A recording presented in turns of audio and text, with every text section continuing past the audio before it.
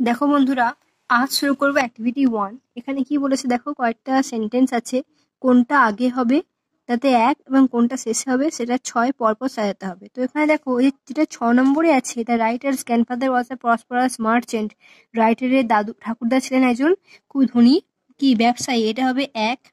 তারপরে এদিকে 5-এর দাগেরটা হবে 2। Harold Dahl lost his arm when he was 14, যখন 14 বছর বয়সে হারল্ড ডাল একটা হাত হারিয়ে ফেলেন। এটা হচ্ছে কি না, বইয়ের লেখা অনুযায়ী হচ্ছে। এবার দেখো 3-এর দাগেরটা 3-এর দাগের হবে। Harold Dahl became a successful ship broker and set up a firm at Cardiff. Harold Dahl একজন হয়েছিলেন কি সফল ওই যে জাহাজ কেনা বেচার যে আর কি দালাল, এবং কি তৈরি করেছিলেন একটা ফার্ম। কোথায় না, কার্ডিফে। 3-এরটা 3ই হবে। এবার দেখো 1-এর দাগেরটা, হি মেট সোফিয়া ম্যাগডালেনে হ্যাসেলবার্গ ইন 1911। তিনি দেখা করেছিলেন সোফিয়া ম্যাগডালেনে হ্যাসেলবার্গের সঙ্গে 1911 সালে। এটা হবে কত দাগে? এটা হবে 4-এর দাগে। দেখো 4-এর দাগে দে ম্যারিড সুন আফটার, তারপর তারা কি করেছিলেন না, খুব শীঘ্রই বিয়ে করেছিলেন। এই 4-এর দাগেরটা হবে কত? এটা 5। আর 2-এর দাগেরটা হবে তোমাদের 6। They along with the family members move to Radyr in 1918। 1918 সালেতে মুভ টু রেডিল, রেডিলতে গ্রামে চলে গিয়েছিলেন তার পরিবারের সঙ্গে। এটা হবে কত না, 6। এবার দেখো অ্যাক্টিভিটি 2। এখানে বলেছে যে শূন্যস্থান পূরণ করতে। দেখো আমি আমার মতো করে লিখেছি, তোমরা একটু দেখে নাও।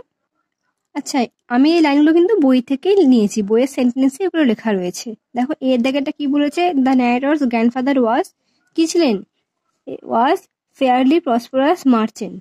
এখানে একটা এ হবে, ওয়াজ আ ফেয়ারলি প্রসপারাস মার্চেন্ট, খুবই পরিষ্কার হবে বা স্পষ্টত একজন খুব ধনী ব্যবসায়ী।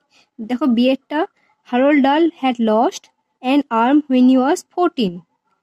সিয়েরটা, a ship broker is a person who supplies the ship with everything it needs with when it comes into port. সবকিছু সাপ্লাই করেন জাহাজের সঙ্গে।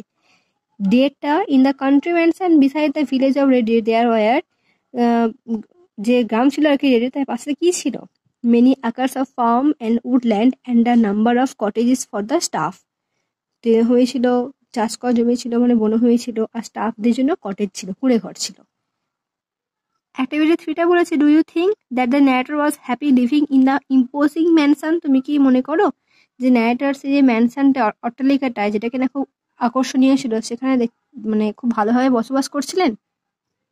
দেখো the narrator was very happy living in the imposing mansion with his family members. Narrator কিন্তু খুব সুখে শান্তিতেই বসবাস করছিলেন, মানে ভালোভাবে বসবাস করছিলেন তার পরিবারের সঙ্গে।